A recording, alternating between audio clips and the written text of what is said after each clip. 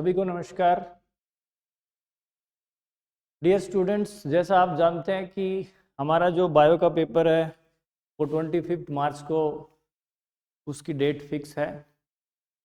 तो जब हम सीबीएसई के द्वारा अपलोड किए गए सैम्पल पेपर को हम देखते हैं तो उस सैम्पल पेपर के अंदर जो 5 नंबर का क्वेश्चन है, वो 5 नंबर का क्वेश्चन जो है, एक क्वेश्चन बायोडाइवर्सिटी एंड कंजर्वेशन से आने की उम्मीद है। तो हम इस चैप्टर का बायोडाइवर्सिटी एंड कंजर्वेशन वाला जो चैप्टर है इसका बहुत क्विकली रिवीजन करेंगे और इस रिवीजन में हम लगभग वो सभी टॉपिक कवर कर लेंगे जो पेपर के अंदर किसी न किसी तरीके से उनमें क्वेश्चन आ सकता है। तो विदाउट वेस्टिंग टाइम, ये हमारा चैप्टर है बायोडाइवर्सिटी एंड कंजर्वेशन।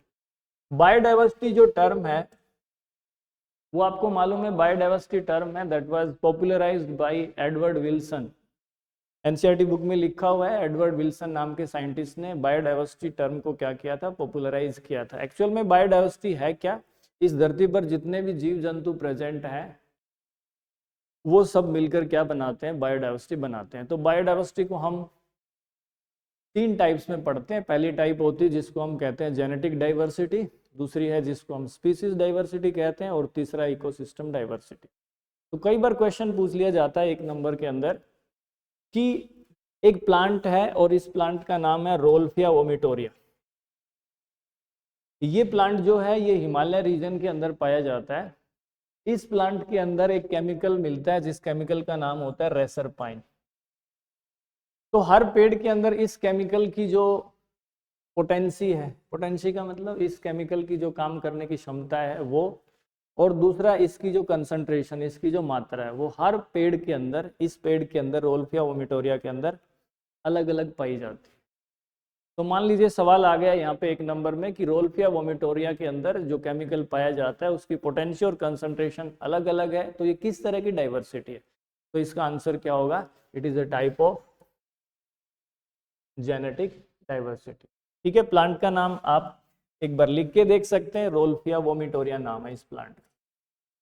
दूसरा सवाल यहां से आ सकता है कि हमारे देश के अंदर 50,000 we have 50,000 genetical different strains of rice.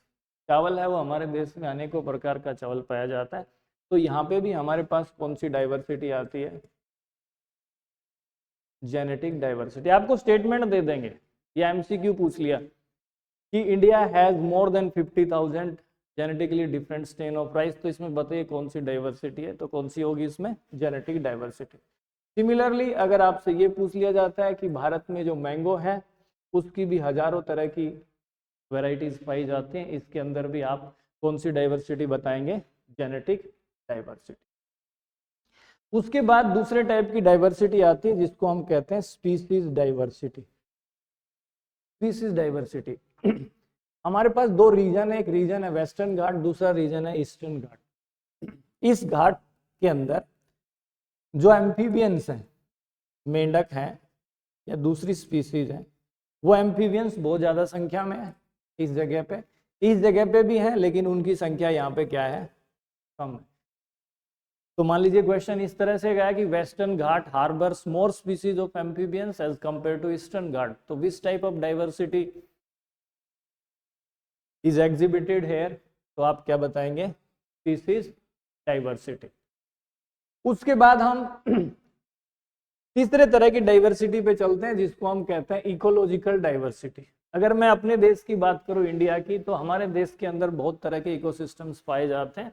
ये डेजर्ट है, ये ट्रॉपिकल रेन फॉरेस्ट है, ये मैंग्रोव है, ये कोरल रीफ है, ये आपको एल्पाइन मिड्यू कहते हैं जिसको हम, ये वेटलैंड है, और ये क्या है? ईस्चुरी। तो India has many types of ecological systems. तो इसके अंदर हम कौन सी डाइवर्सिटी मान के चलेंगे? Ecological diversity. कई बार यहाँ पे क्वेश्चन पूछ लिया जाता है, और क्वेश्चन ये कुछ सालों पहले ये क्वेश्चन आया भी था बोर्ड एग्जाम के अंदर कि हमारे देश के अंदर और नॉर्वे देश के अंदर, ठीक है, हमारे देश के अंदर इकोसिस्टम डाइवर्सिटी है वो इस कंट्री के कंपैरिजन में बहुत ज्यादा है। तो इसके पीछे कारण क्या है? What is the reason behind this? तो रीजन में आप क्या बताएंगे कि जो हमारा देश है इंडिया, उसकी जो लोकेशन है उसका लगभग एरिया कौन से रीजन में लाई करता है, ट्रॉपिकल रीजन में लाई करता है। जबकि नॉर्वे जो देश है उसकी लोकेशन है इट इज टुवर्ड्स, आप ये कह सकते हैं कि ये पोलर रीजन्स की तरफ है, या आप ये कह सकते हैं कि ये टेम्परेट रीजन से दूर है। तो इसकी जो ज्योग्राफिकल लोकेशन है उसकी वजह से यहाँ पे इकोसिस्टम डाइवर्सिटी क्या होती है, कम पाई जाती है। तो इसका आंसर आप इस तरह से दे सकते हैं। आपको ये बताना है कि भारत है वो ट्रॉपिकल रीजन में है, और ये जो नॉर्वे देश है it is towards the polar regions. उसके बाद तो ये 3 तरह की डाइवर्सिटी हमने डिस्कस की। यहाँ से कोई स्टेटमेंट दी जा सकती है कि चावल की वैरायटी, आम की वैरायटी, रोल्फिया वोमिटोरिया, इसमें किस तरह की डाइवर्सिटी पाई जाती है, तो आप इसमें सुटेबल आंसर कर सकते हैं। टोटल स्पीसीज की अगर मैं बात करूं धरती के ऊपर और भारत के अंदर, तो अकॉर्डिंग टू IUCN, इसकी फुल फॉर्म आपको याद रखनी है। IUCN क्या होती है? IUCN की फुल फॉर्म है international union for conservation of nature and natural resources. तो ये तो अप्रोक्सीमेटली हमारे पास 1.5 मिलियन स्पीसीज हैं, जिसमें कुछ प्लांट्स हैं और जिसमें कुछ क्या है, एनिमल्स हैं। यहाँ से ज़्यादा क्वेश्चंस नहीं आते हैं। ये बहुत इंपॉर्टेंट है यहाँ पे, this one is very important. ये जो पाई चार्ट है, इस पाई चार्ट पे क्वेश्चन आ जाते हैं। तो ये जो पाई चार्ट है, ये पाई चार्ट किसको डिनोट करता है? इनवर्टिब्रेट जो स्पीसीज हैं उनका अलग अलग ग्रुप्स का कितना परसेंटेज है, प्रोपोर्शनेट नंबर क्या हो सकता है। तो इस चार्ट को आप कैसे याद रखेंगे? आप याद रखेंगे Indian medical council office, Indian medical council office से याद रखेंगे। यहाँ पे आ जाएगा इंसेक्ट, इंडियन, यहाँ पे आ जाएगा M, medical, medical means mollusca, council का मतलब होता है क्रस्टेशियंस, और उसके बाद ओ का मतलब होता है other group, insect, Mollusca, crustaceans and other animal group. तो कहने का मतलब है सबसे ज़्यादा जो परसेंटेज है वो किसकी है? इंसेक्ट्स की है। यहाँ पे ये पाई चार्ट आप एक बार बना के देख लेंगे। इसमें कोड वर्ड क्या याद रखेंगे आप? इसमें इंडियन मेडिकल काउंसिल ऑफिस, तरह से insect, mollusc, crustacean and other group. Next one जो है हमारे पास वो किसका आता है भाई? वर्टिब्रेट ग्रुप का। वर्टिब्रेट ग्रुप का एक आप शॉर्ट ट्रिक है जिसके मदद से आप इसको याद रख सकते हैं। वो शॉर्ट ट्रिक है हमारे पास FM रेडियो, आपके पास कोई FM बजाते रहो अपना, FM बजाते रहो अपना। F का मतलब क्या है यहाँ पे? Fishes. F means fishes, M means mammals, B means bird, R means reptile and A means amphibians. आपको पेपर में दे दिया गया, ये पाई चार्ट दे दिया गया, कहीं पे एक दो नाम यहाँ से उन्होंने मिसप्लेस कर दिया या पूछ लिया कि बताओ व्हाट इज दिस, ये ए क्या है, ये बताओ व्हाट इज दिस बी। इस तरह से कोई क्वेश्चन इसमें पूछा जा सकता है। तो कैसे याद रखेंगे? FM बजाते रहो अपना। ये होगी वर्टिब्रेट्स की बात। और उसके बाद भैया बात होती है प्लांट्स ग्रुप की। अगर हम प्लांट्स की बात करें तो प्लांट्स के अंदर देखिए आपको 2 चीज याद रखनी है। फंगस की स्पीसीज बहुत ज़्यादा है। फंगस के साथ क्या आता है? फंगस के साथ आता है एल्गी। फंगस और एल्गी जहाँ पास पास आ गए तो इसका मतलब है फंगस और एल्गी की जो एसोसिएशन है वो क्या कहलाती है? वो कहलाती है लाइकन। तो फंगस, एल्गी, एल्गी के बाद क्या आ जाएगा? लाइकन आ जाएगा। लाइकन आपको पता है इन दोनों की क्या होती है? म्यूचुअलिस्टिक एसोसिएशन होती है। लाइकन कहाँ पाए जाते हैं? लाइकन अक्सर पेड़ों पे लगते हैं जहाँ पोल्यूशन नहीं होता। तो पेड़ आ गए भाई यहाँ पे। पेड़ कौन से? Flowering plant, angiosperms. और एंजियोस्पर्म्स के बाद यहाँ पे हमारे पास आ गए जिनको हम कहते हैं ferns and allies. Ferns and allies का मतलब टेरिडोफाइट्स आ गए, और इसके बाद आ गए मॉसेज। तो ये तीनों पाई चार्ट बहुत इंपॉर्टेंट है फ्रॉम एग्जामिनेशन पॉइंट ऑफ। एक दो बार इनको आप बना के प्रैक्टिस कर लेंगे। बार बार प्रैक्टिस करने से ही आपको चीज़ें याद रहेंगी।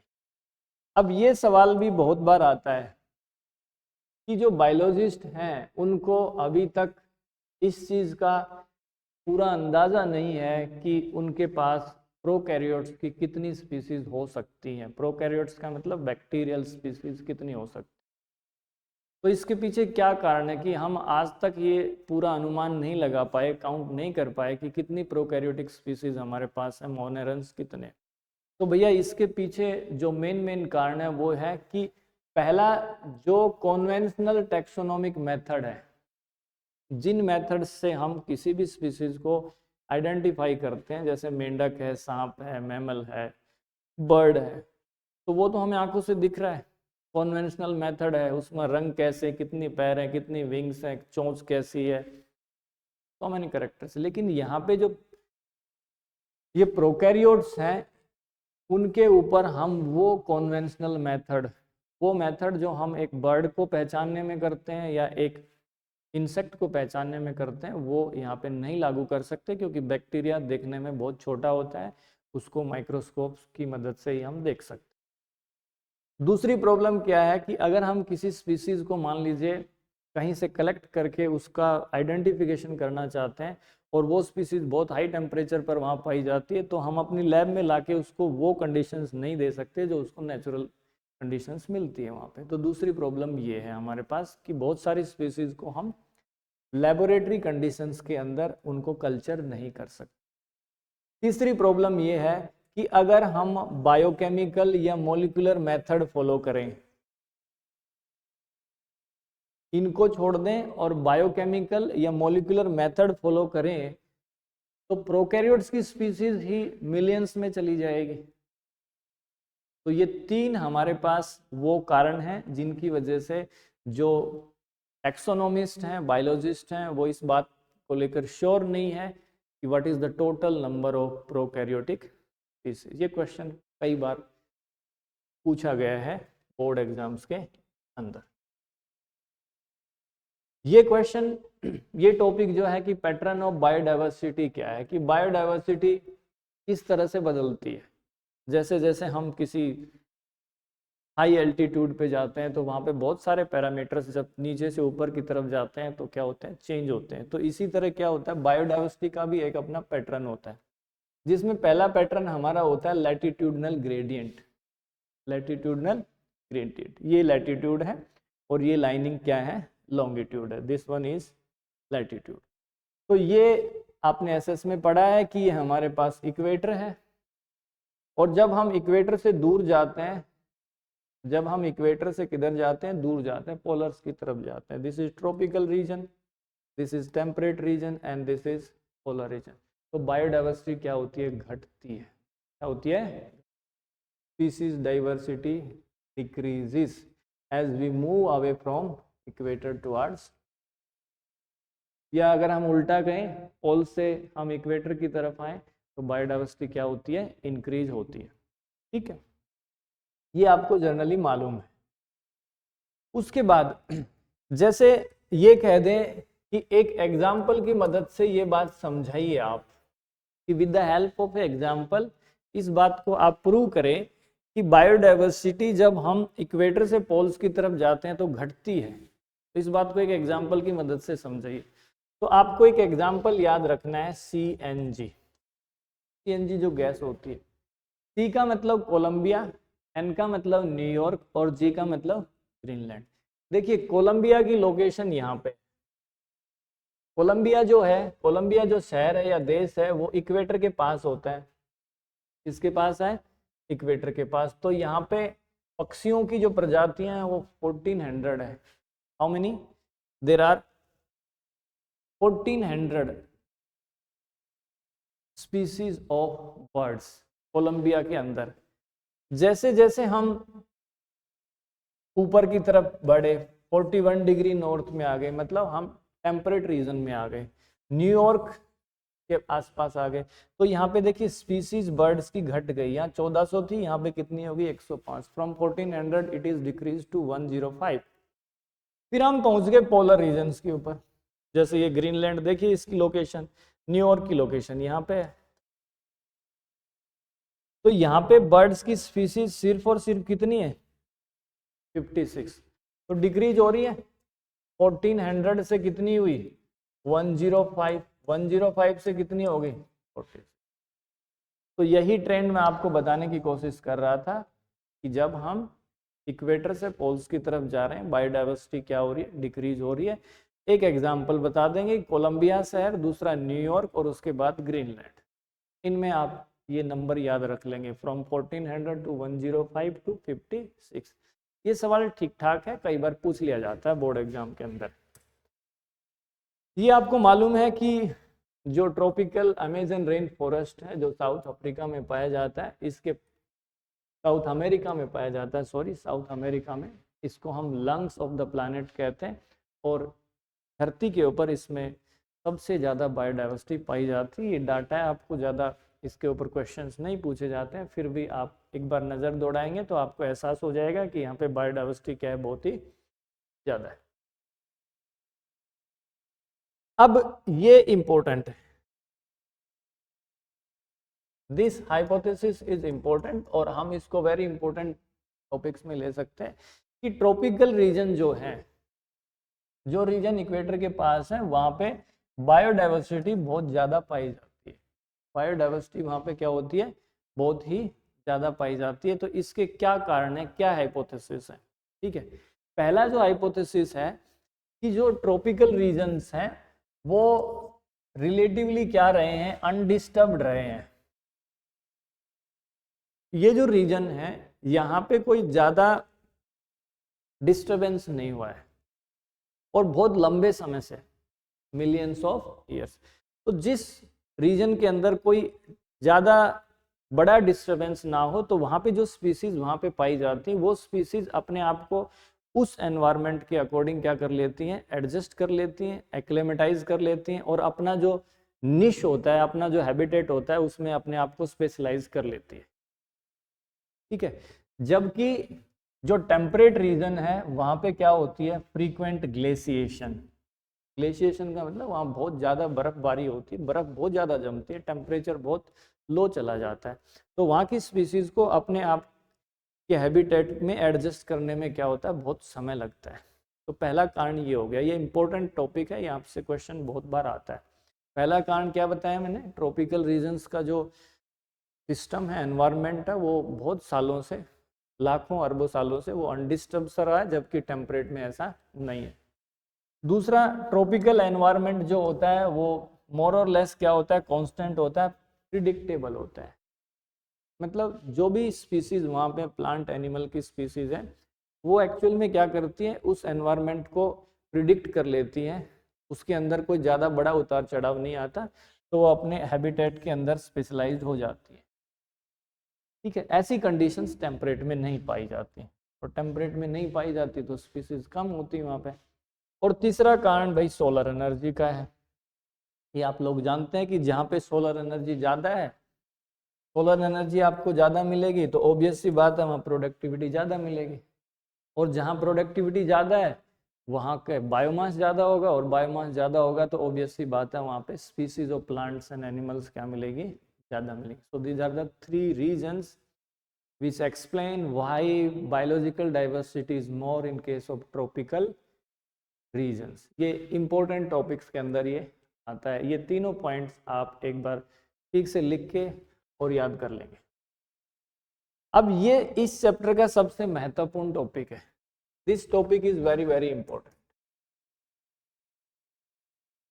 इसको तो आप बहुत स्पेशल फोकस के साथ पढ़ेंगे इसको, क्योंकि यहाँ से क्वेश्चन बहुत बार आता है। ये इस चैप्टर का यो कहते हैं ना कि जो सबसे टॉप मोस्ट टॉपिक है, पैट टॉपिक है, जहाँ से क्वेश्चन आने की प्रोबेबिलिटी, संभावना बहुत ज़्यादा है। स्पीसीज एरिया रिलेशनशिप, पहला सवाल यही बनता है कि ये कंसेप्ट किसने दिया था, who has given the concept of species area relationship.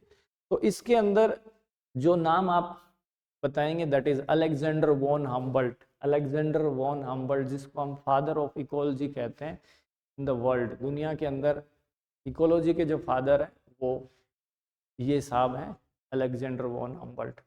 ये साउथ अमेरिका के जो घने जंगल्स हैं उनके अंदर इन्होंने अपना अध्ययन किया, उस जंगल की जो विविधता थी उसको क्या किया इन्होंने बहुत लंबे समय तक उसमें रिसर्च की, और रिसर्च करने के बाद इन्होंने क्या ऑब्जर्व किया, ये स्टेटमेंट आपको याद रखनी है कि within a region species richness increased, within a region species richness increased with increase in explored area but up to a limit, up to a certain limit। ये कह रहा है सिंपल भाषा में, एरिया बढ़ाओ, species diversity, species richness, ठीक है, within a region species in richness increased with increasing explored area but up to a certain, ठीक है। ये स्टेटमेंट आपको इसकी ऑब्जर्वेशन के रूप में याद रखने। सिंपल भाषा में ये कहूँ, एरिया बढ़ाओ, स्पीसीज डाइवर्सिटी बढ़ेगी लेकिन एक लिमिट तक। और जब इसने इन दो चीजों के बीच में, स्पीसीज रिचनेस के बीच में और एरिया के बीच में रिलेशनशिप बनाने की कोशिश की, एस्टैब्लिश की, तो क्या पाया, the relationship between species richness and area for wide variety of taxa it turns out to be a rectangular hyperbola। एक तो भैया ये स्टेटमेंट आपको याद रखनी है, एक ये नाम याद रखना है, अलेक्जेंडर वॉन हम्बल्ट, और दूसरा ये इसकी ऑब्जर्वेशन। उसके बाद इसमें जो सबसे इंपॉर्टेंट चीज है वो इसका ग्राफ है। इस ग्राफ पे क्वेश्चंस आते हैं, जैसे ग्राफ दे दिया आपको, एक्स एक्सिस पर क्या है, इसमें एरिया ले लिया, वाई एक्सिस पर क्या ले लिया, स्पीसीज रिचनेस। तो जैसा मैंने पीछे बताया, स्पीसीज रिचनेस और एरिया में जब हम ग्राफ प्लॉट करते हैं तो it comes out to be a rectangular hyperbola. और यहाँ पे जैसे आपको पेपर में ये ग्राफ दे दिया, यहाँ पे भी कुछ नहीं लिखा, यहाँ ए लिख दिया, यहाँ पे बी लिख दिया, यहाँ पे लिख दिया कि बताओ यहाँ पे जो इक्वेशन है सी वो क्या है, that equation is equal to S is equal to CAZ, S is equal to CAZ। अगर इसी इक्वेशन को हम लॉग स्केल पर लेते हैं, लॉग स्केल पर, तो ये क्या हो जाएगा, log S is equal to log C plus Z log A। log S is equal to log C, ये जो पावर में है Z, ये सामने आ जाएगा, Z log। अब यहाँ पे ये पूछ लिया जाता है कि ये S क्या है, यहाँ पे what is this, S is equal to CAZ।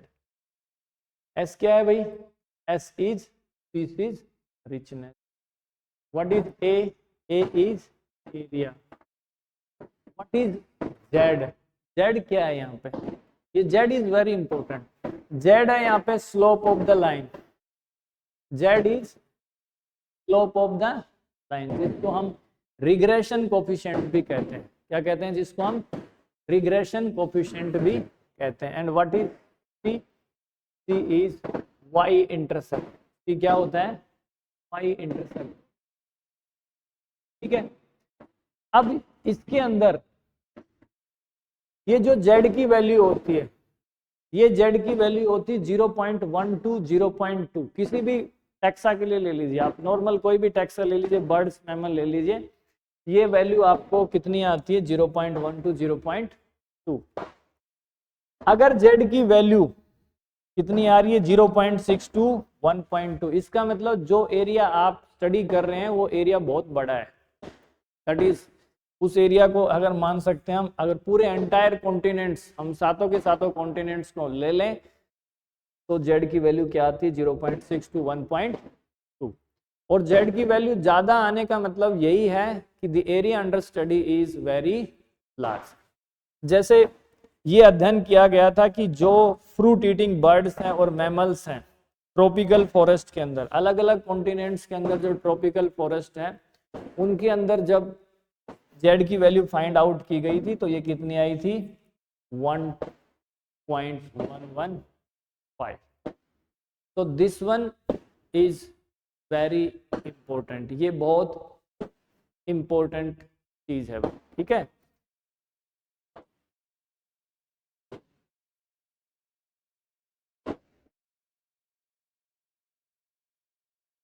आगे बढ़ते हैं, इस टॉपिक को ठीक से पढ़ना है आपको, ग्राफ बनाना है, और कौन सा क्या पार्ट है, यहाँ से क्वेश्चन आने की प्रोबेबिलिटी बहुत ज़्यादा है।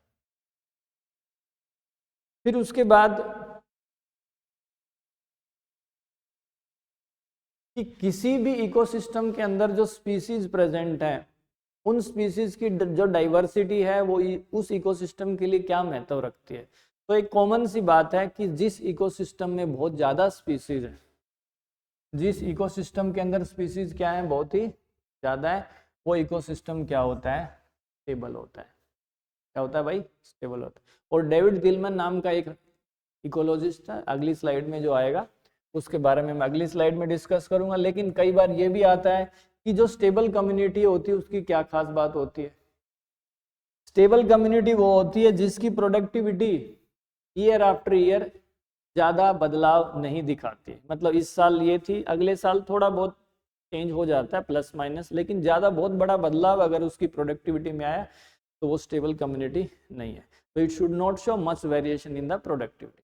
दूसरी बात कि अगर कोई डिस्टरबेंस हो रहा है नेचुरल या मैन मेड, तो उसको वो या तो उसको रजिस्ट करे या उसको टॉलरेट कर पाए। कोई भी डिस्टरबेंस है या तो उसको रजिस्ट करे या उसको टॉलरेट करने की उसमें क्या हो, एबिलिटी है। और तीसरी बात क्या है कि वो एलियन स्पीसीज को, किसको, एलियन स्पीसीज, जो एक्सोटिक स्पीसीज हैं उनको,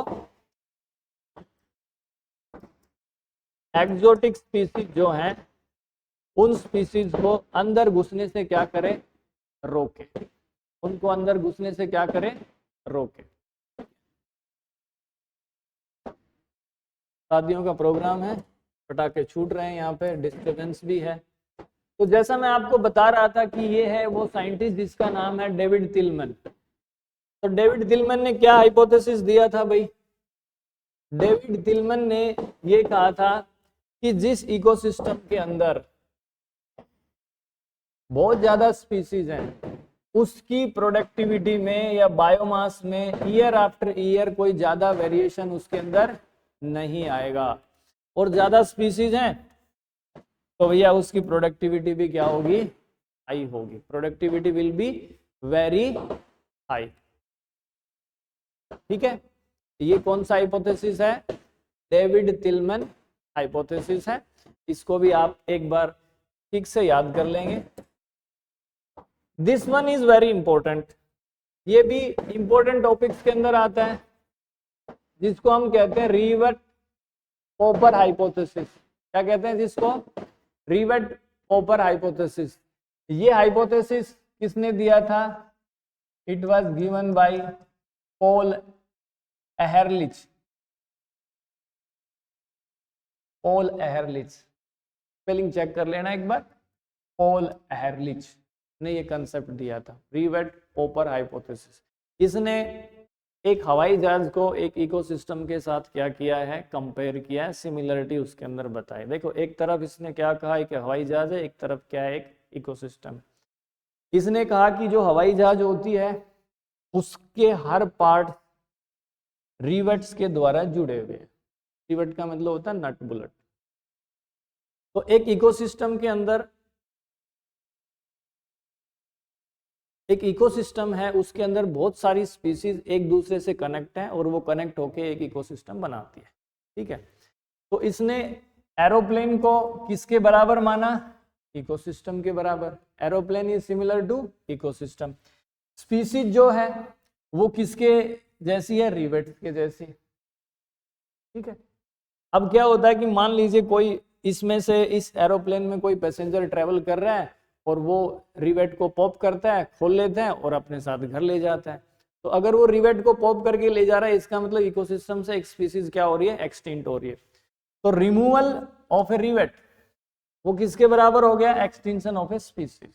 देखिए एक आदमी एक रिवेट निकाल के ले गया, प्लेन की सेफ्टी पर इनिशियली कोई ज्यादा फर्क नहीं पड़ेगा, लेकिन यही प्रोसेस अगर धीरे धीरे बढ़ता रहा, अगर हर पैसेंजर एक एक रिवेट निकाल के अपने साथ घर ले जा रहा है, तो इसका मतलब जो हमारा प्लेन है वो डेंजर धीरे धीरे क्या हो रहा है, ग्रेजुअली वीक हो रहा है।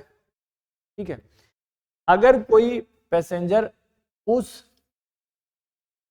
प्लेन की जो विंग है वहां से अगर रिवेट निकाल लेता है तो ये प्लेन क्या हो जाएगा, एरोप्लेन क्या हो जाएगा, क्रैश हो जाएगा, कोलैप्स हो जाएगा। तो सिमिलरली अगर हम किसी इकोसिस्टम की जो की स्पीसीज है जिसके ऊपर वो इकोसिस्टम टिका हुआ है, अगर उन स्पीसीज को हम वहां से क्या कर दें, निकाल दें, तो वो इकोसिस्टम भी क्या हो जाएगा, कोलैप्स हो जाएगा।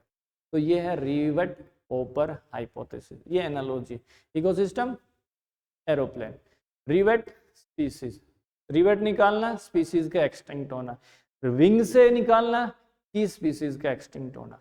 अब ये तो अंडरस्टैंडिंग के लिए है, अगर पेपर में आता है तो पेपर में आएगा तो आपको ये सारी बातें लिखनी है। पॉल एहलरिच ने क्या कहा था भैया, ये स्टेटमेंट आपको लिखनी है। ये जो आपके एनसीईआरटी बुक में दिया है कि in an aeroplane all the parts are joined using thousands of rivet species. If every passenger traveling through it starts removing a rivet to take home it, आप अपनी भाषा में इसको आसान भाषा में मॉडिफाई करके लिख सकते हैं। कंसेप्ट आपको समझ में आ गया, ठीक है। इसका नाम भी याद रखना, पॉल एहरलिच। ये एनसीईआरटी बुक में इसके बारे में ज्यादा मेंशन नहीं है, बस थोड़ा सा आपको हल्का सा इसमें थोड़ा सा जिक्र किया हुआ है। रेड डाटा बुक, रेड का मतलब होता है डेंजर का सिग्नल होता है। तो ये रेड डाटा बुक एक्चुअल में क्या है, एक डॉक्यूमेंट है, जैसे हमारी किताब होती है, किताब भी एक तरह का डॉक्यूमेंट है। इस किताब के अंदर उन प्रजातियों का जो एंडेंजर्ड है, जिनके ऊपर खतरा है कि आने वाले भविष्य में वो विलुप्त हो जाए या बहुत रेयर है, ठीक है, चाहे वो प्लांट हो, एनिमल हो या कोई भी फंगस हो, व्हाटएवर, उस सब का इसमें रिकॉर्ड होता है, डॉक्यूमेंटेशन होता है। इस किताब के अंदर उन सब जीवों का उल्लेख है, विवरण है, एक्सप्लेनेशन है, जिनके ऊपर खतरा मंडरा रहा है या बहुत नेचर में बहुत कम पाई जाती है।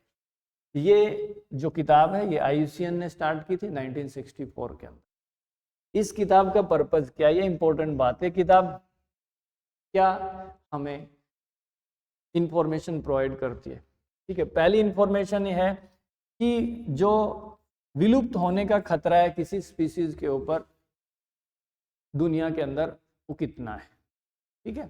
फिर किसी स्पीसीज के ऊपर खतरा मंडरा रहा है लेकिन लोग उसको संरक्षण देने की, कंजर्व करने की कोशिश कर रहे हैं, तो उसमें सुधार हुआ है या नहीं हुआ है, या उसका क्या स्टेटस है, कंजर्वेशन स्टेटस क्या है, इसके बारे में हमें जानकारी मिलती है।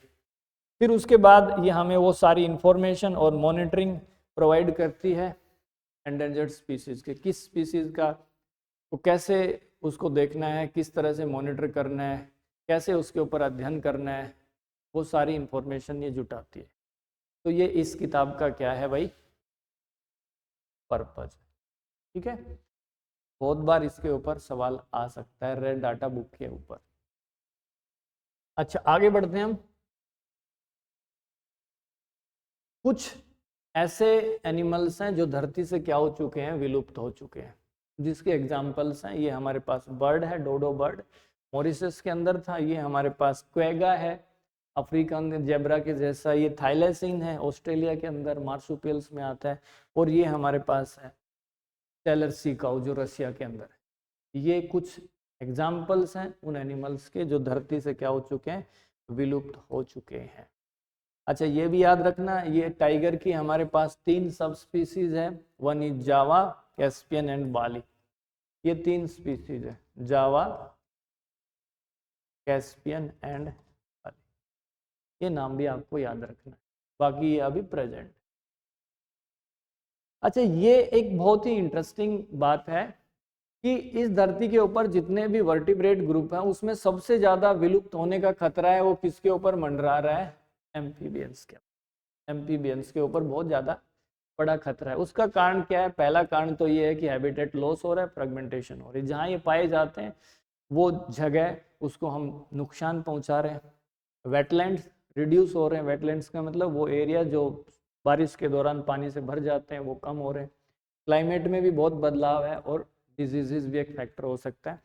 जो एक और भी इम्पोर्टेंट बात है, आपको मालूम है कि एम्फीबियन स्किन जो होती है वो बहुत ही परमिएबल होती है टॉक्सिक केमिकल्स से। टॉक्सिक केमिकल उसमें बड़ी आसानी से एंटर कर सकते हैं, जैसे कि इंसेक्टिसाइड और पेस्टिसाइड। इस वजह से एम्फीबियंस की पॉपुलेशन क्या हो रही है, डिक्लाइन, ये याद रखना। ये इस चैप्टर का बहुत ही इंपॉर्टेंट टॉपिक है कि बायोडाइवर्सिटी के कारण क्या है।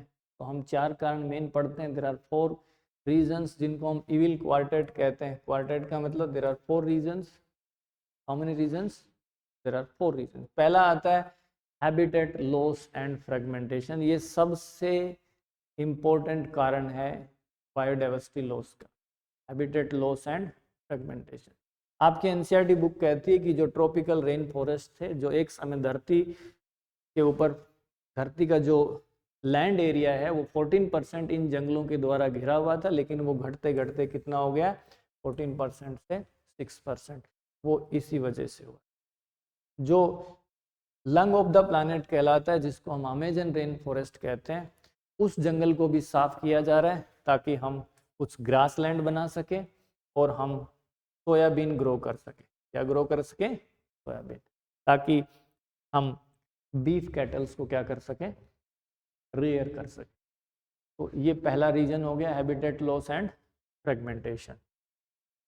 उसके बाद एक एग्जांपल और भी है कि ट्रॉपिकल पैसिफिक आइलैंड है, यहाँ पे कॉलोनीज एस्टेब्लिश कर दी गई है इस जगह पे, जिसकी वजह से 2000 स्पीसीज पक्षियों की जो यहाँ पाई जाती थी वो भी क्या हो गई है? विलुप्त हो गई हैं।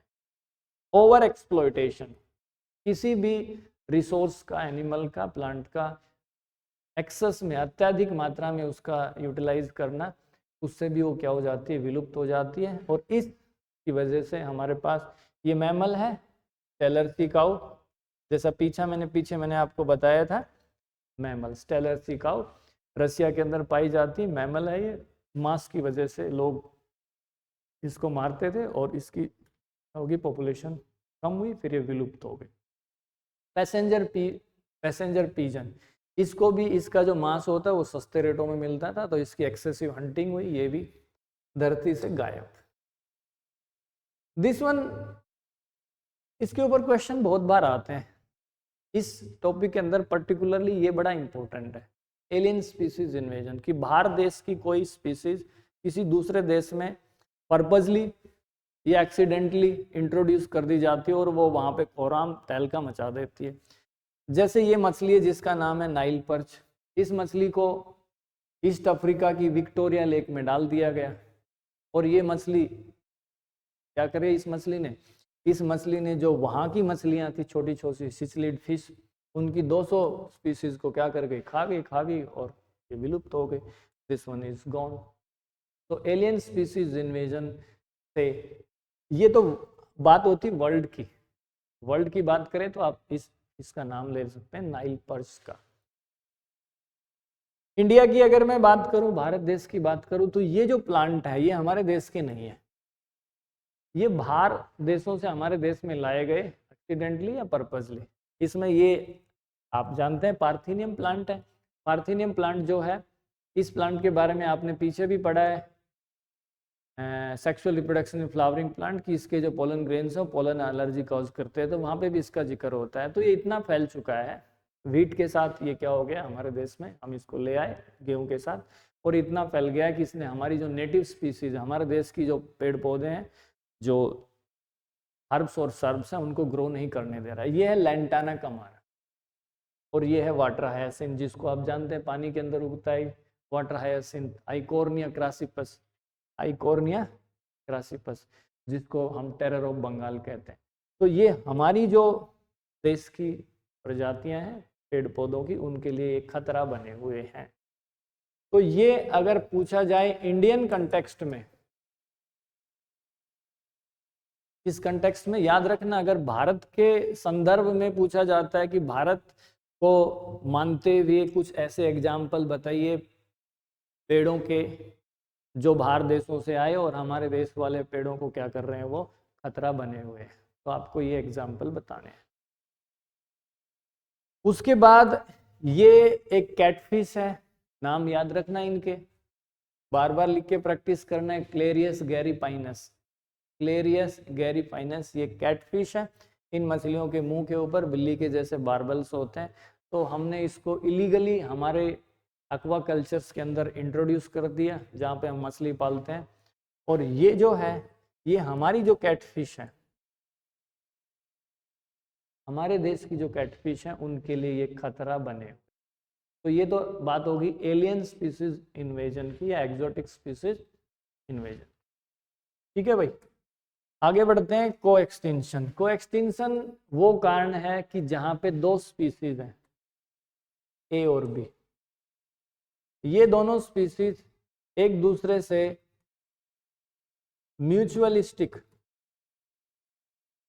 एसोसिएशन में, किसमें है, म्यूचुअलिस्टिक एसोसिएशन, और किसी कारणवश ये स्पीसीज क्या होगी, विलुप्त हो गई, तो ऑब्वियस सी बात है ये स्पीसीज भी इसके साथ क्या हो जाएगी, एक्सटिंक्ट हो जाएंगे। कोई भी एग्जाम्पल दे देना आप म्यूचुअलिज्म का, लाइकन का दे देना, माइकोराइजा का दे देना, और एक जो हमारे पास बहुत इंपॉर्टेंट एग्जाम्पल है ऑफरिज स्पेकुलम एंड बम्बल बी, जो ऑर्गेनिज्म एंड पॉपुलेशन वाले चैप्टर में आता है अंत के अंदर, उन दोनों के अंदर म्यूचुअलिस्टिक एसोसिएशन, जिसको हम कहते हैं को एक्सटिंक्शन। साथ दो चीज़ें एक दूसरे से इस तरह से ऑब्लिगेटरी एसोसिएशन में कि एक खत्म तो दूसरे भी खत्म। तो ये चार कारण हैं जो बड़े इंपॉर्टेंट है। पहला है हैबिटेट लॉस एंड फ्रेगमेंटेशन, दूसरा है हमारे पास ओवर एक्सप्लॉयटेशन, तीसरा है हमारे पास alien species invasion, and fourth one is coextinction. इसको ठीक से एग्जाम्पल के समेत इसको भैया पढ़ना है आपको। अब कई बार, हालांकि ये टॉपिक बड़ा आसान है, कई बार इसी टॉपिक को पूछ लिया जाता है 5 नंबर में या 2.5 नंबर में। 5 नंबर वाला क्वेश्चन है वो भैया यूजुअली पार्ट्स में आता है, जैसे 2 नंबर 3 नंबर, या 2.5 2. आधा आधा आ गया, या 2 नंबर का, फिर 1 नंबर का, फिर 1 नंबर का, फिर 1 नंबर का, ऐसे। उम्मीद तो यही करते हैं कि वो पार्ट्स में आए।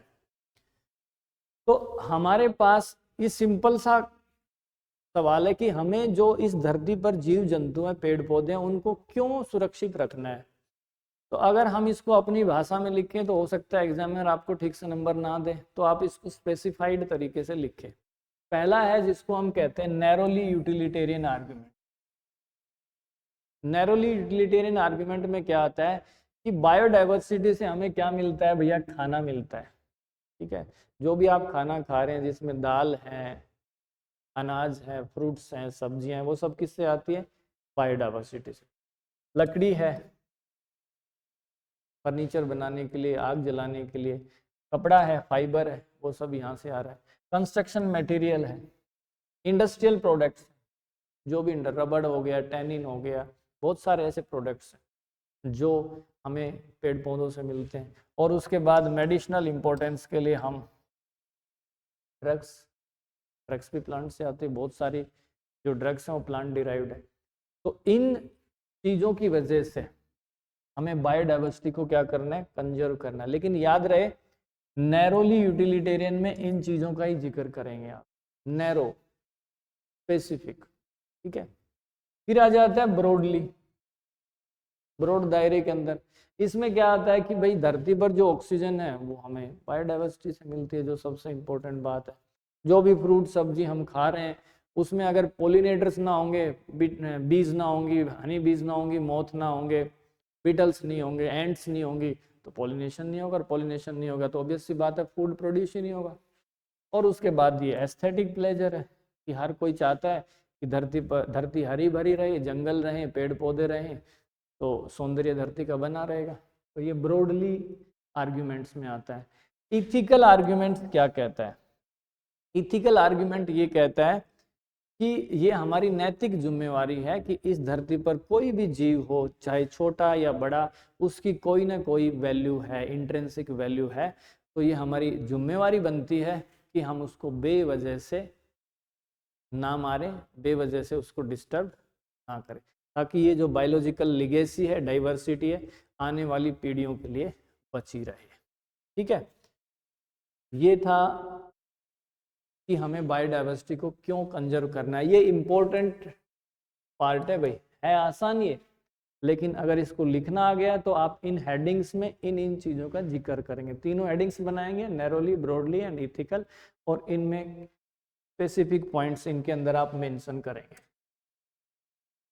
अच्छा, उसके बाद ये इस चैप्टर का सबसे इम्पोर्टेंट है, जहाँ से सवाल बनने की संभावनाएं बहुत ज़्यादा है। वेरी वेरी इंपॉर्टेंट मैं कह सकता हूँ, बायोडाइवर्सिटी कंजर्वेशन के ऊपर, इस टॉपिक के ऊपर सवाल बहुत ज़्यादा आते हैं। आपने अलग अलग तरह के सैम्पल पेपर्स में भी और प्रैक्टिस पेपर में भी आपने देखा है। तो बायोडाइवर्सिटी कंजर्वेशन की हमारे पास क्या अप्रोच है? वी हैव टू अप्रोचेस, दो अप्रोच है भैया। एक अप्रोच क्या है? एक्स सीटू, और दूसरी कौन सी है? In situ. In situ approach में क्या होता है कि जो वाइल्ड लाइफ है, पेड़ पौधे हैं, जीव जंतु जो जहाँ पे हैं उन्हीं को वहीं पे सुरक्षित कर दो, संरक्षित कर दो, कंजर्व कर दो, वो तो होती है in situ, on site conservation. Conservation of wildlife within their natural habitat, that is called in situ. Ex situ conservation में क्या होता है? आउटसाइड द नेचुरल हैबिटेट, कहीं जंगल में था, चिड़ियाघर में ले आए, जू में ले आए, पेड़ था, बॉटनिकल गार्डन में ले आए, या वाइल्ड लाइफ सफारी में ले आए, तो वो क्या होता है? Ex situ conservation, off site conservation. दो अप्रोचेज है हमारे पास, इनकी डेफिनेशन पता होना चाहिए। अब जो हमारे पास ये वाली अप्रोच है जिसको हम क्या कह रहे हैं? इन सीटू कंजर्वेशन, इसमें दो टाइप्स आ जाती हैं। पहला आता है जिसको हम कहते हैं hot spots, biological biodiversity hot spots, और दूसरा आता है प्रोटेक्टेड एरियाज। इनके बारे में आगे चर्चा करेंगे। प्रोटेक्टेड एरिया जो होते हैं वो सरकार के द्वारा कुछ ऐसे कानून या कुछ ऐसे कदम उठाए जाते हैं जिनसे लोग क्या करते हैं? उनको डिस्टर्ब करने से बचते हैं। तो प्रोटेक्टेड एरियाज में हमारे पास क्या क्या आ गया भाई? प्रोटेक्टेड एरियाज में एक तो आ गया सैक्रेड ग्रोव्स, फॉरेस्ट, या सैक्रेड लेक्स, और ये है इंपॉर्टेंट वन, नेशनल पार्क हो गया, वाइल्ड लाइफ सेंचुरी होगी, और क्या आ गया? बायोस्फीयर रिजर्व, जो किसके अंदर आते हैं? प्रोटेक्टेड एरियाज के अंदर आते हैं। अब हम चलें किसके ऊपर? एक्स सीटू कंजर्वेशन के अंदर। एक्स सीटू कंजर्वेशन के अंदर क्या आ गया हमारे पास? बोटेनिकल गार्डन, बाग बगीचे, जूलॉजिकल पार्क, चिड़ियाघर, और wild life, seed bank, gene bank, tissue culture and cryo preservation. तो पहले तो आपको क्या करना है? ये डिफरेंशिएट कर लेना है कि कौन सा इन सीटू में आता है और कौन सा एक्स सीटू में आता है। एक्स सीटू में जो आते हैं उनके नाम आपको पता होना चाहिए, इन सीटू में जो आता है उनके नाम आपको पता होना चाहिए। ये फ्लो चार्ट आप इसको एक बार अच्छे से प्रैक्टिस कर ले, ये सबसे महत्वपूर्ण टॉपिक है इस चैप्टर का। अब हम बात कर रहे हैं बायोडाइवर्सिटी हॉटस्पॉट्स की। देखिए, ये वो क्षेत्र है, वो रीजन्स हैं जहाँ पे बायोडाइवर्सिटी बहुत ही रिच है। यहाँ पे स्पीसीज बहुत ज़्यादा पाई जाती है, species richness is very high, लेकिन एट द सेम टाइम यहाँ पे हाई डिग्री ऑफ एंडेमिज्म है। ये एंडेमिज्म क्या होता है? एंडेमिज्म का मतलब होता है कि कोई भी एक प्लांट की स्पीसीज या एनिमल की स्पीसीज जो केवल और केवल उसी एरिया में पाई जाती है, उसके अलावा वो धरती पर कहीं पे नहीं मिलती है, उसको हम क्या कहते हैं? Endemism. Species confined to that region and not found anywhere else, वो क्या होता है? एंडेमिक स्पीसीज होती है। जैसे मैं कहता हूँ एक स्पीसीज है मेंढक की, that is endemic to Western Ghat, तो इसका मतलब है वो स्पीसीज केवल वेस्टर्न घाट में ही पाई जाती है और दुनिया में कहीं नहीं मिलेगी। उसके बाद इनके अंदर हैबिटेट लॉस बहुत ज्यादा है। तो बायोडाइवर्सिटी हॉटस्पॉट किसी भी रीजन को कहने के लिए ये 3 क्राइटेरिया उसको फुलफिल करना पड़ेगा। बहुत ज्यादा स्पीसीज होनी चाहिए, हाई डिग्री ऑफ एंडेमिज्म होना चाहिए, और हैबिटेट लॉस भी क्या हो? एक्सेलरेटेड होना चाहिए, फास्ट होना चाहिए। ठीक है, ये इसकी डेफिनेशन होगी भाई। दुनिया के अंदर बायोडाइवर्सिटी हॉटस्पॉट्स कितने हैं? 34। भारत के अंदर कितने हैं? 3। One is this one, Western Ghat, Sri Lanka, Indo Burma region, ये वाला रीजन हो गया, और ये कौन सा रीजन हो गया? हिमालय। तो in India there are 3 biodiversity hotspot region, ये भी आपको याद रखना है। उसके बाद आ जाते हैं हमारे पास ये 2 चीजें हैं, नेशनल पार्क और वाइल्ड लाइफ सेंचुरी। दोनों को कंपैरिजन के तौर पर मैं आपको बता देता हूँ, कंपेयर कर लेते हैं दोनों को। What is the difference between this two, national park and wildlife sanctuary? देखिए, ये जो नेशनल पार्क होता है और वाइल्ड लाइफ सेंचुरी होती है, ये गवर्नमेंट के द्वारा क्या होते हैं? एस्टेब्लिश किए जाते हैं, और गवर्नमेंट इनको लीगल तरीके से और सर्टेन मेजर्स फॉलो करके इनको क्या रखती है, सुरक्षित रखती है। नेशनल पार्क में हम वाइल्ड लाइफ के बेटरमेंट के लिए प्रयास करते हैं। देखिए नेशनल पार्क वो जगह है जहाँ पे पेड़ पौधे, जीव जंतु दोनों का संरक्षण ध्यान में रखा जाता है, ठीक है, where wildlife conservation is priority. जबकि वाइल्ड लाइफ सेंचुरी जो होती है उसमें ज़्यादातर मेन प्रायोरिटी होती है वहाँ पे एनिमल को सुरक्षित रखना। वहाँ पेड़ पौधे के ऊपर इतनी ज़्यादा ध्यान नहीं दिया जाता है, लेकिन यहाँ पे दोनों चीज़ों के ऊपर फोकस किया जाता है। नेशनल पार्क में कुछ भी आप उगा नहीं सकते, अपने जानवरों को, गाय भैंस भेड़ बकरी जो भी अपने कैटल्स हैं उनको उसके अंदर नहीं ले जा सकते ग्रेजिंग के लिए। और आप वहाँ के जो भी उसके अंदर हैबिटेट है, जो भी सिस्टम है, उसके साथ कोई छेड़खानी नहीं कर सकते। उसके अंदर आप इधर से उधर, उधर से इधर, ऐसा कोई मैनिपुलेशन उसके अंदर नहीं किया जा सकता। और भारत में अभी 103 नेशनल पार्क हैं। अगर एनसीईआरटी बुक की बात करूं तो वो 90 लिखती है नंबर, एनसीईआरटी में नंबर इज 90, बट आप रिसेंट डाटा याद रख सकते हैं 103, ठीक है। यहाँ पे क्या होता है, वाइल्ड लाइफ सेंचुरी में आप यहाँ पे जो जंगल के प्रोडक्ट्स हैं, लकड़ी है, फल फ्रूट्स हैं, वो कलेक्ट कर सकते हैं। फिर यहाँ पे कुछ लैंड को प्राइवेट ओनर्स को दे दी जाती है ताकि वो वहाँ पे कुछ कल्टीवेट कर सके, ठीक है, कुछ हार्वेस्टिंग की जा सकती है वहाँ पे, और कुछ प्रोडक्ट्स को लोग क्या कर सकते हैं, कलेक्ट कर सकते हैं। ये यहाँ पे अलाउड होता है, यहाँ पे अलाउड नहीं होता। यहाँ पे रेस्ट्रिक्टेड होती है एंट्रीज, यहाँ पे एंट्री रेस्ट्रिक्टेड होती है, यहाँ पे एंट्रीज रेस्ट्रिक्टेड नहीं होती।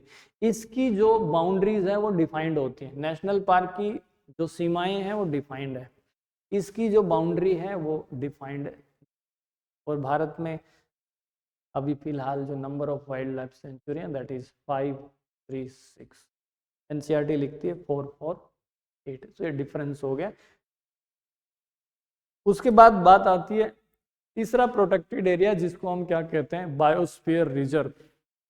बायोस्फीयर रिजर्व वो एरिया है जिसमें जो जमीन है उसको हम अलग अलग जोन्स में डिवाइड कर देते हैं। जैसे बायोस्फीयर रिजर्व है, इसका जो एरिया है उसको हमने 3 जोन में डिवाइड कर दिया। कोर जोन, यहाँ पे किसी की एंट्री अलाउड नहीं है, नोबडी इज अलाउड हेयर, ठीक है। बफर जोन में रेस्ट्रिक्टेड एंट्रीज है, लिमिटेड एंट्रीज है, ठीक है, रेस्ट्रिक्टेड या आप लिमिटेड कह सकते हैं। और ये है तीसरा जोन जिसको हम कहते हैं ट्रांजिशन जोन। ट्रांजिशन जोन के अंदर आप हैबिटेट को मैनिपुलेट कर सकते हैं। यहाँ पे कुछ इको टूरिज्म वाली चीज चलती है, टूरिस्ट लोग आते हैं, होटल्स होते हैं यहाँ पे, ठीक है, लोग ठहर सकते हैं। कोई रिसर्च लेबोरेटरी तरह की चीज यहाँ पे हो सकती है, कुछ कल्टीवेट किया जा सकता है, कुछ यहाँ पे ह्यूमन सेटलमेंट हो सकती है, मतलब लोग इस जोन में रह सकते हैं ट्रांजिशन जोन के। तो ये होता है बायोस्फीयर रिजर्व। ये मैन और बायोस्फीयर प्रोग्राम है के द्वारा ये चलाए गए थे। उस डिटेल में हम नहीं जाएंगे, हम टू द स्पेसिफिक हम एग्जामिनेशन पॉइंट से बात कर रहे हैं। तो ये डायग्राम आपको बना लेना है, 3 सर्कल, कोर जोन अंदर, बफर जोन, ट्रांजिशन जोन। यहाँ कोई नहीं जा सकता, यहाँ रेस्ट्रिक्टेड एंट्री है, यहाँ पे आप अपनी मर्जी से कुछ भी कर सकते हैं। ह्यूमन सेटलमेंट यहाँ पे होती है, तो यहाँ पे सब अलाउड होता है। This one is also important, sacred forest और ग्रूव्स। सैक्रेड वर्ड का मतलब होता है पवित्र जगह। क्या मतलब होता है इसका, पवित्र जगह। तो ये वो जगह है, वो रीजन्स हैं जहां पे आप देख पा रहे हैं कि इन पवित्र जगह के आसपास क्या मिल रहे हैं आपको, फॉरेस्ट पैचेस। सैक्रेड ग्रूव्स वो फॉरेस्ट पैचेस हैं जो धार्मिक या पूजा के स्थान जो हैं उनके आसपास पाए जाते हैं। जो पेड़ पौधे, जो छोटे छोटे जंगल उन जगहों के आसपास पाए जाते हैं, जिनको आदिवासी लोग बहुत सम्मानित नजरों से देखते हैं। आदिवासी लोग क्या करते हैं, उनको बहुत सम्मानित नजरों से देखते हैं। ठीक है, तो एग्जाम्पल में हमारे पास मेघालय के अंदर पाए जाते हैं खासी एंड जैंतिया हिल्स, खासी एंड जैंतिया हिल्स। हाँ बस लेक्चर रिकॉर्ड कर रहा हूँ बेटा, थोड़ी देर में हो जाएगा।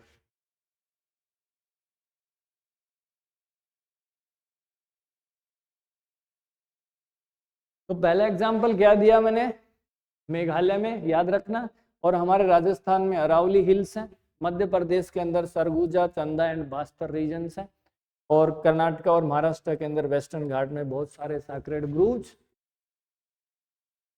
या सैक्रेड लेक्स पाई जाती है। Just remember the definition and few example. उसके बाद हमारे पास एक कंसेप्ट है, ये कंसेप्ट भैया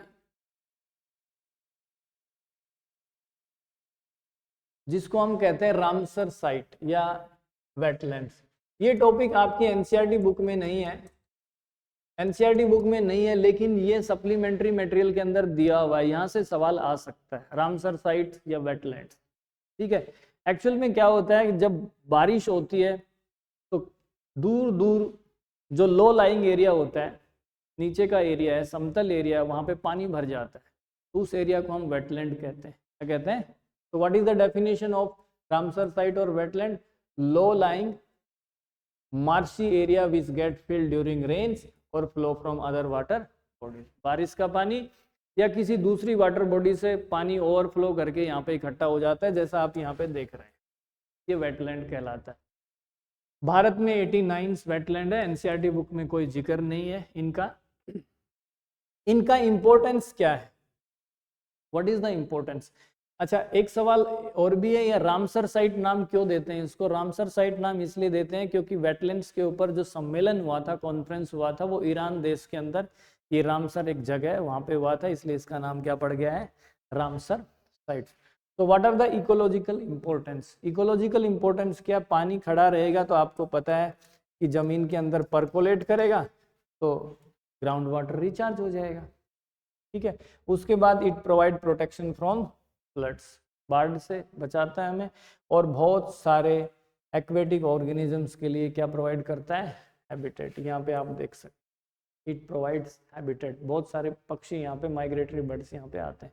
कुछ एग्जांपल्स दें तो भारत में वैसे तो 89 हैं, लेकिन कुछ एग्जांपल्स में जैसे चिल्का लेक है, उड़ीसा के अंदर पाई जाती है, चंद्रा ताल ये हिमाचल प्रदेश के अंदर है, और लोकटक लेक है, ये आपके मणिपुर के अंदर पाई जाती है। इस टॉपिक को ठीक से पढ़ लेना, सप्लीमेंट्री मटेरियल के अंदर है, ये आ सकता है एग्जाम के अंदर, रामसर साइट्स। उसके बाद हम चलते हैं एक्स-सिटू कंजर्वेशन के अंदर।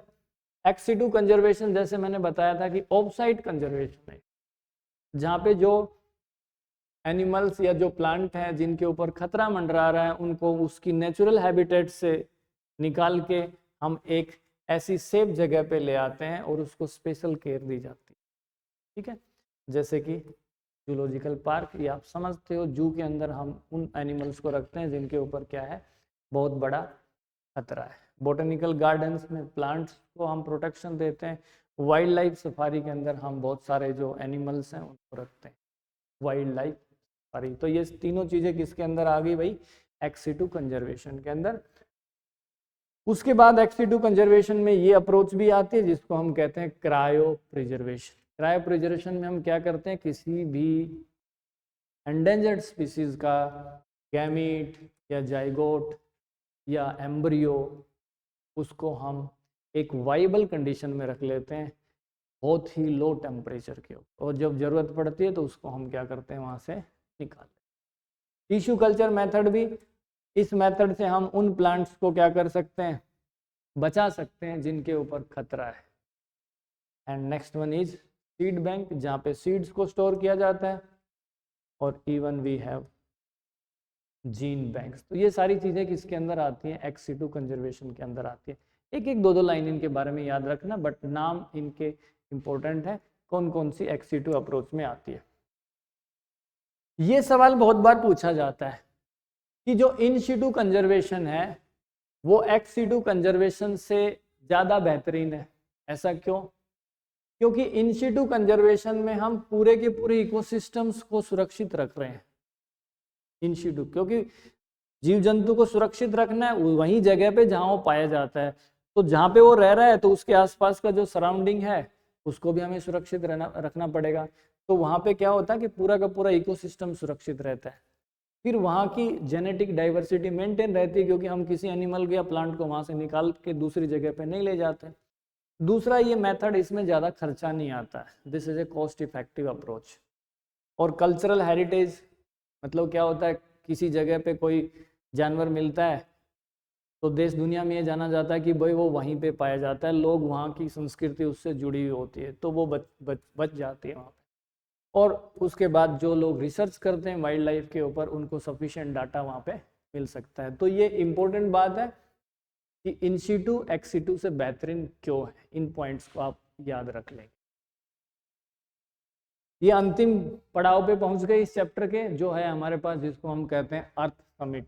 अर्थ समिट ये एक मीटिंग हुई थी, सम्मेलन होता है, बहुत से बुद्धिजीवी यहाँ पे मिले थे, और ये हुआ था ब्राज़ील में 1992 में। रियो डी जेनिरो एक जगह है ब्राज़ील के अंदर, वहाँ पे इस मीटिंग का जो पर्पस था वो ये था कि सब लोगों ने ये कहा था कि हमें बायोडाइवर्सिटी को सुरक्षित रखना है और उसका सस्टेनेबल यूटिलाइजेशन करना है। इसका मतलब ये है कि उसको हमें बचाना है ताकि हमारी ज़रूरतें पूरी हो जाएं और जो आने वाली पीढ़ियां उसके लिए भी कुछ बचा रहे। अर्थ समिट। फिर उसके बाद आता है वर्ल्ड समिट। वर्ल्ड समिट हुआ था भैया 2002 में जोहानसबर्ग, साउथ अफ्रीका के अंदर। इसमें जितने भी देशों ने भाग लिया था, पार्टिसिपेट किया था, उन देशों ने ये सहमति जताई थी कि जिस गति से बायोडाइवर्सिटी का क्या हो रहा है, लॉस हो रहा है, ग्लोबल लेवल पर, रीजनल लेवल पर या लोकल लेवल पर, उसको हम क्या करेंगे। ठीक है, तो ये था चैप्टर बायोडाइवर्सिटी एंड कंजर्वेशन। इसको ठीक से पढ़ लेना भाई। यहाँ से उम्मीद करता हूँ मैं as per CBSE sample paper कि 5 नंबर का क्वेश्चन आ सकता है। बहुत बहुत धन्यवाद।